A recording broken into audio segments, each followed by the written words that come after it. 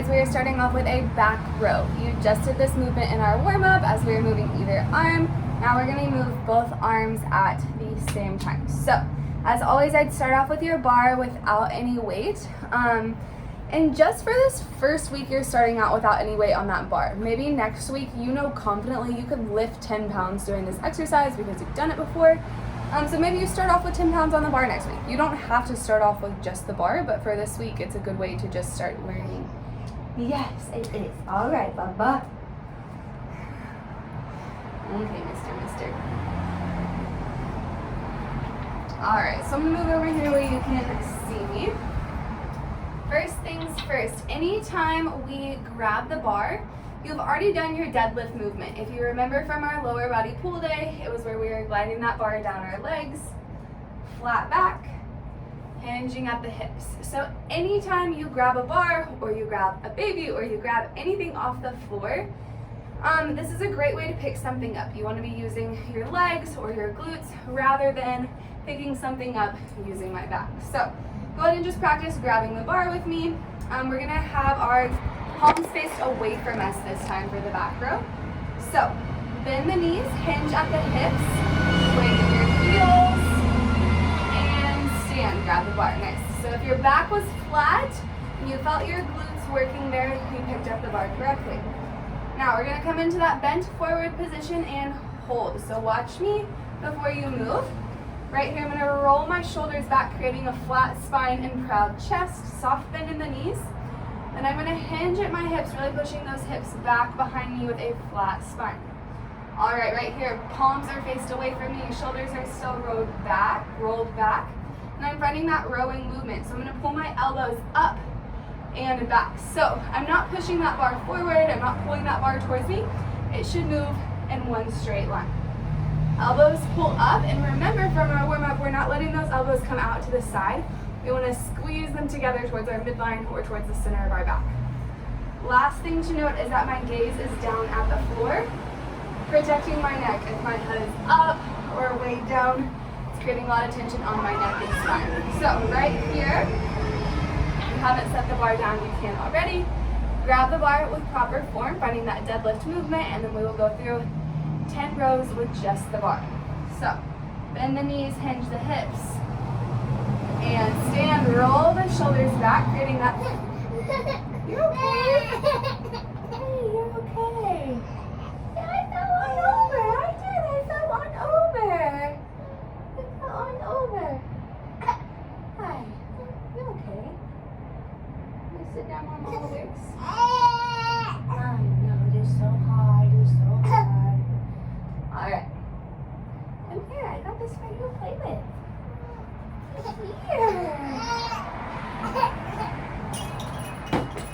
Slight intermission.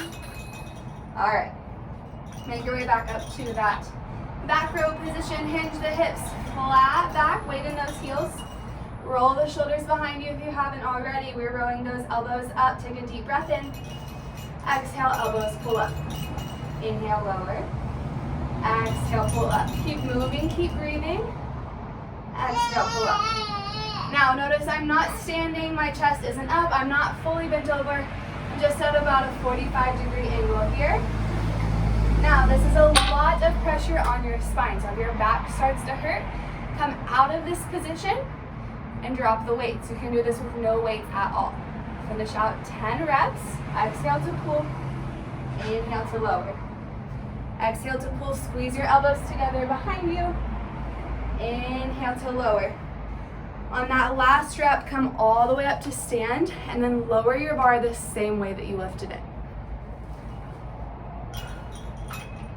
Your back is a strong muscle, so it shouldn't fatigue too quickly. You'll notice on this exercise, you're probably going to be able to start lifting heavier than you can with our next exercise, which is a bicep curl. So finish out 5 more sets of these back rows. You've done 10 reps with just the bar. So maybe you want to do another set with just the bar. Maybe you do 10, maybe you do 12. And then maybe you try to add on weights. Maybe you put 5 pounds on either side, giving you a total of 10 pounds, and you shoot for 8 reps, or you shoot for 6 reps.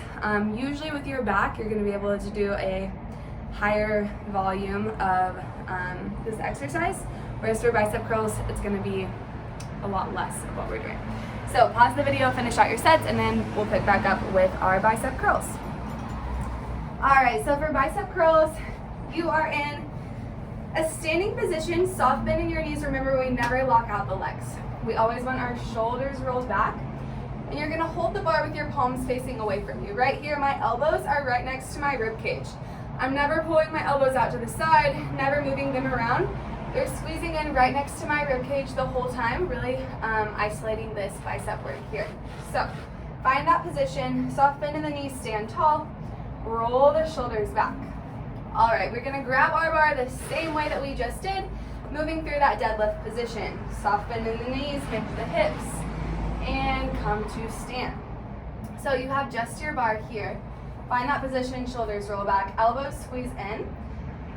Lift your gaze out in front of you. For this exercise, you are looking straight in front of you. Take a deep breath in, and on your exhale, curl the bar up towards your chest. Don't let those elbows move. As we lower down, we are not fully straightening the arms. We're gonna stop with a micro bend in our elbows, keeping some tension on the biceps. So move with me. Inhale, lower, down, never fully straightening the arms. Exhale, pull back up. Notice my body is not moving, only the arms. Keep moving, keep breathing. Inhale to lower down. Slow exhale with control as you lift. Go for 10 here. Slow exhale to lift. Keep those elbows squeezed in. Remember, slow and controlled movement is the name of our game. Really focusing on those biceps here, mind to muscle connection. Think about those biceps, which this exercise, it's pretty hard not to. All right, so you finished 10 of those bicep curls.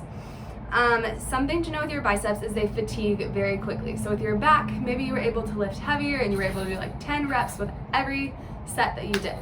Well, for biceps, you probably aren't going to be able to do that. For instance, I've already done this workout, and my last 3 sets, I only did 6 bicep curls or 6 reps. So I really was feeling the fatigue through my arms. Maybe you want to try to add on weights for this next set, but know that as you fatigue, you may have, say for set 2, you add on some weight, and it started feeling really heavy towards the end. Maybe for set 3, you need to take the weight back off and try to do as many reps as you can and go from there. It's okay for progressive overload. I know we talked about how your goal is to add on more weight or more reps. Look at these things. I know. Look at this. I know we talked about how the goal is to add on more weight or more reps, but for some exercises, you just can't do that physically. So it's okay to cut that back down. For instance, I had gone up to a heavy weight for these, and then for my last set, I took the weight off. I took most of the weight off. So finish out your next 5 sets.